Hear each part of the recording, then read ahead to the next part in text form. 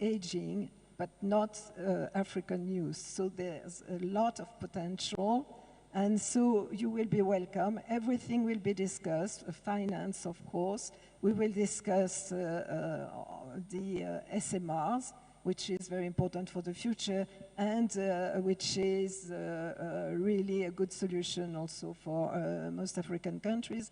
We will discuss fusion, we will discuss a lot of other things, and including innovation. There will be innovation awards, and last year we had 36,000 visitors. Wow. With 1,000 exhibitors, and what the companies told me afterwards, it's an incredible opportunity to meet as many people as you would in 6 months or 1 year. So we have 18 nationalities represented. We had 24 national pavilions. So of course, African countries will be most welcome in the next WNE, which will take place in December 2027. Something to look forward to for all of us. Okay, it's gone fast, but we're running out of time here. So I'm going to do a lightning round here, and I'm going to put a challenge to our panelists. So between last year and this year, we had this tectonic shift at the World Bank of allowing finance. I'd like to ask each of our panelists in less, like 45 seconds, if there were one concrete accomplishment to announce at NEISA 2027 in Togo for Africa, what would it be? And we'll go in the same order. Sama? Well, I would like to see an actual plan laid out. So, and let me just say, and I think that we heard this from Sergio and Bernard. So we really need to, these banks know very well how to manage large infrastructure projects. There is very different tier structures that we can put together. We can, using multilateral development banks, export credit agencies, etc., to actually put some of the risk out in these first-of-a-kind, first-in-country projects. So I would like to see something like that. So, I mean, so whether it's Rwanda or some other country in Africa where we have an actual project where a financial structure has been laid out to launch the construction of that particular unit. A financed project. And you can do more than one person and one idea if you like it. But Bill, you're up. Well, as I mentioned, I think that nothing would be more important to really reduce the risk and to increase the chances for success than having countries make substantive agreements to work together, to build supply chains together, to regulate together. That's a very important one. That's a big deal. It's a leadership level issue. But if you were able to achieve that, that would change the game. That's the one thing you could do in Africa that would just completely change the conversation. And I know it's a hard thing to do, but if you did it, it would make the big difference. Excellent. Serge, we're going to come. Well, for me, can't be country project. It is by definition either a continental or regional project. Here, the Republic of Togo being the seed, but a seed for our sub-region, YMU. I trust very much the cross-border production and distribution of any source of energy. Our population will rely very much. Excellent. Bernard. Yeah, as we'll continue with the distribution, there's the East Africa Power Pool. There are things that we are looking at doing in that area.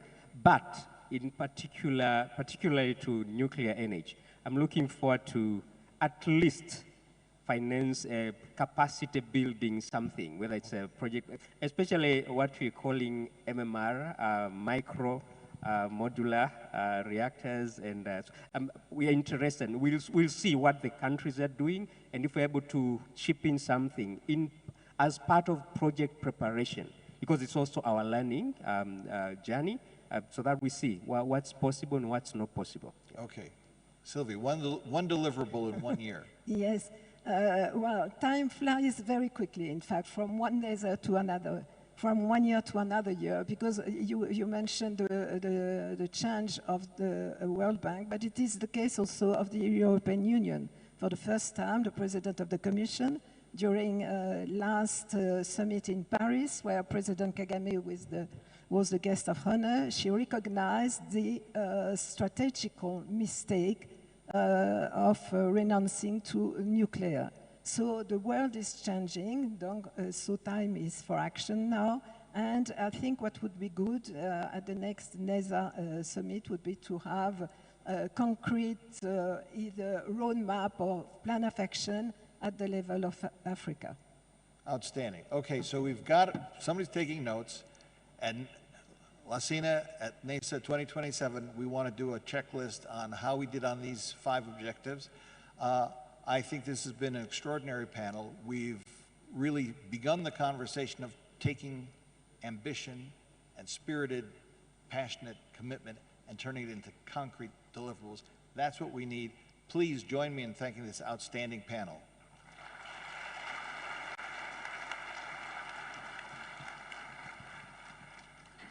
Ladies and gentlemen, and we can also give the moderator, Mr. Portman, a big round of applause for an excellent moderation. Thank you very much. A very big thank you to yourself, Daniel, and your panelists. You're welcome to descend stage. Ladies and gentlemen, at this moment, I'm going to welcome Madame Renee Sonderman. Before she comes up, I see that we've been requested for an opportunity for a photograph. My apologies, Madame. If I can ask you to stay on stage just for a quick photograph in the beautiful color that you're wearing, of course. Thank you very much. So while that photograph has been taken, I'm going to ask Madame Renee Sonderman to be on standby. Madame is the Acting Deputy Assistant Secretary for Counter-Proliferation Policy, and this is at the United States Department of State. She will come and offer the concluding remarks that officially then close the opening ceremony. When she is done, I'm going to ask you to give me 30 seconds of your time so I can give you guidance as to how we're going to be proceeding for lunch arrangements and what time we will be back in plenary. For now, please help me welcome Madame Renee Sonderman. Let's give her a round of applause.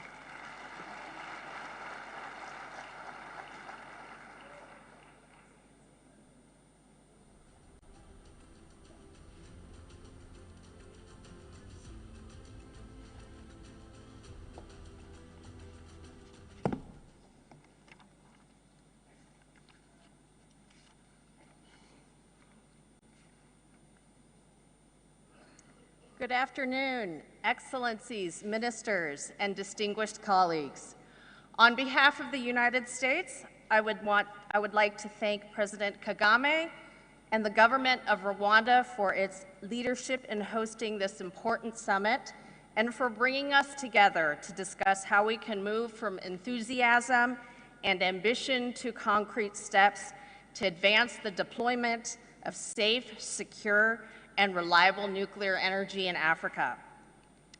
Around the world, governments face a common challenge: how to provide reliable, affordable power for growing economies and populations. As AI, advanced manufacturing, and other technological advances reshape societies at unprecedented speed, energy remains the foundation for economic growth, industrial development, and energy security. A growing number of countries globally, including the United States, have identified nuclear energy as a crucial part of the solution. We're very excited by the enthusiasm and seriousness with which Rwanda and other countries in Africa are pursuing nuclear energy as a means of meeting increasing energy demand and enhancing energy security. As the panel we had just highlighted, no country builds a nuclear program alone. Partnerships between governments, financing institutions, international organizations, and private industry are essential to success. It's well understood by this community that SMRs and MMRs are attracted to many countries embarking on nuclear energy. But while SMRs and MMRs are attractive for their affordability, relative to large nuclear power plants, they still require significant capital. Being able to identify and mobilize this capital is key to turning our nuclear energy ambitions for Africa into reality. We've already heard many of our distinguished speakers talk this morning about turning our commitments into concrete action. I've heard just in the last few days since I've arrived in Kigali, many African colleagues describing the financing challenge as monumental. Yes, monumental, but I also think achievable. This achievement, as we just heard from our panelists, will require innovation and creativity to diversify our financing mechanisms, to capitalize on new opportunities, and to find new ways to manage risks. This requires a blended approach. A blended approach involving governments, involving development banks, private investors, academia, and we also now heard philanthropic organizations. And we also need to, as we've just heard, match all of that with the highest legal and regulatory standards.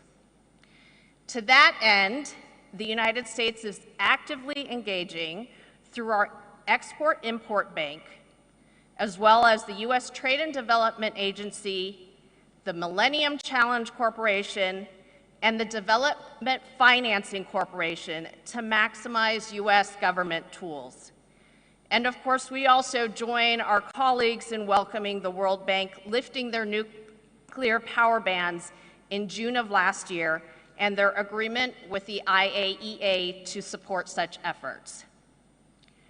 Through initiatives such as the United States Foundational Infrastructure for Responsible Use of SMR Technology, or what we call FIRST by shorthand, the United States is working with more than 50 countries on 5 continents to create a pathway for accelerating secure, safe, responsible SMR deployments, including by conducting feasibility studies, siting surveys, and providing SMR control room simulators and offering training and advisory services on financing and workforce development issues. The United States is also promoting instruments to mitigate financial risks for suppliers, including through creation of a global nuclear liability regime. To this end, we encourage all partners to become party to the Convention on Supplementary Compensation for Nuclear Damage and for parties to swiftly ratify the amendment adopted this January. More broadly, the United States is undertaking our most ambitious nuclear expansion in decades, spurred by 4 executive orders that President Trump signed last year, aimed at unleashing U.S. nuclear energy industrial base, expediting the licensing and deployment of U.S. SMRs and advanced reactors, and quadrupling U.S. nuclear energy generation by 2050. Internationally, the United States is expanding and deepening our civil nuclear partnerships with countries around the world at every stage of nuclear energy development, including here in Africa, by negotiating new peaceful nuclear cooperation agreements aimed at opening additional markets for American companies to export the safest, most advanced nuclear technology. President Trump's national security strategy specifically calls for the development of such U.S.-backed nuclear projects in Africa. During this nuclear summit the next 2 days, I look forward to productive discussions with partners from across Africa. These conversations will help strengthen existing cooperation, identify new opportunities to advance responsible nuclear development, and surface innovative solutions to surmount barriers and challenges. At this time, I would like to again thank Rwanda for convening this important summit, and to each member of our panel that we just heard from and our moderator for their important contributions to this discussion. And now I'll turn the time back to our moderator. Thank you very much.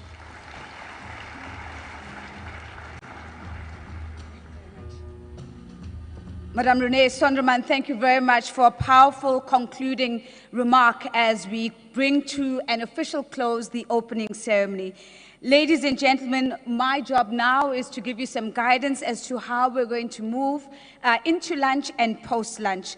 All delegates are invited to join us for lunch at MH1 and MH2, that is on the ground floor towards the exhibition area. And of course, we encourage you to also use the time not only to break bread together, but to connect with others and to view the exhibition. If you are a minister or one of our VIPs, which is of course indicated on your badge, we are inviting you to lunch at the Auditorium Club. All you need to do is to walk out of the main doors, and on your immediate right, you'll be seeing the signage that is indicating the way to the Auditorium Club. When we get back, ladies and gentlemen, we are building on the conversations we've heard this morning. We heard about political vision. After lunch, we move into the financial engine room. It's going to be a powerful plenary session in this space on Africa's nuclear energy investment case.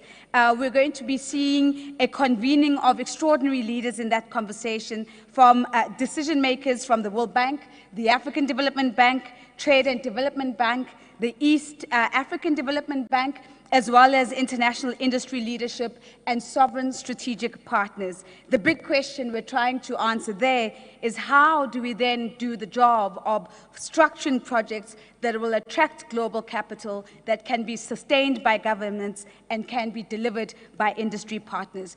My request is that we're all back in this room at 2:15 for that conversation. Please do enjoy lunch, and I'll see you then.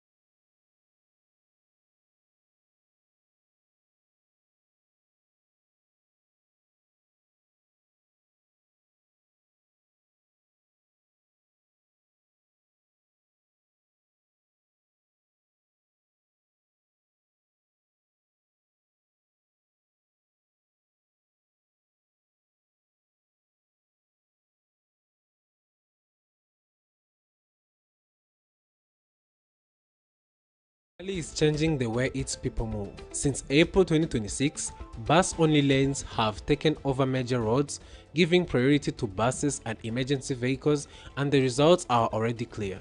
Faster journeys, less traffic, and buses arriving every 5 to 15 minutes. This initiative connects neighborhoods to the city center while pushing more people to choose public transport over private cars. We are here in Nyanza Bus Park, where we are going to see the bus-only initiative that has been started in April 2026. How is it working, and what's the comment of the public? As you can see, we are going to enter a bus that is going to downtown. We are going to show you how it operates and how it looks like in the bus. Enjoy the ride with me. As you can see, the buses are very comfortable, very clean, and we are waiting for the passengers for a 5-minute countdown that has been established by the EcoFleet Solutions. After waiting for passengers for 5 minutes, we have departed. I have put on my timer, as you can see, to see how many minutes it will take us to reach downtown Bus Park. As the buses move, The experience speaks for itself: less congestion, steady movements, and the level of comfort many passengers are not used to. Along the way, voices from inside the bus reflect a shared feeling: transport is becoming easier, faster, and more affordable. Right now, we have reached the downtown bus park for only approximately 21 minutes. This was a smooth ride and very comfortable. On the ground, passengers are already feeling the difference. Here's what some of them had to say. There's more improvement. Just what can I say is just to thank the government of Rwanda because of improvement. The government think about the citizens and give them better services. I would say they are more quicker than they used to be, accessible. Now we no longer use motorcycles. You know how motorcycles are expensive. Now buses have cleared all the problems we had. These bus lanes operate between 6 a.m. and 10 a.m. in the morning, and from 5 p.m. to 9 p.m. in the evening. And during the day, every car can use the roads as usual. With strict monitoring in place and plans to introduce 300 electric buses by 2027, this is more than a traffic solution, it's a vision for a smarter, cleaner Kigali. This is EAMG TV, and I am Grema. Keep following us on our socials.